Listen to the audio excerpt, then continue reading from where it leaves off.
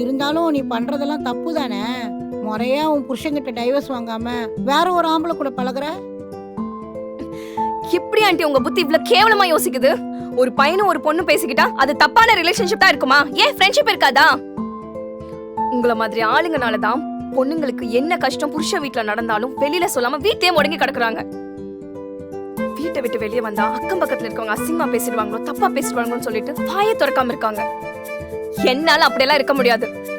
எனக்கு பிடிக்கல, நான் வந்துட்டேன்.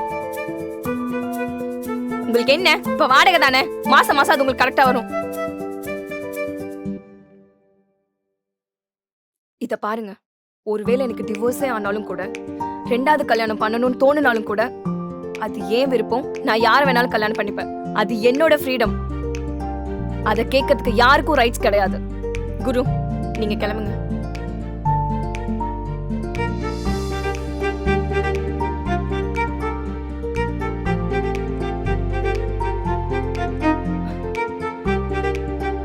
சாப்பாடு எடுத்து வைக்கிறேன்.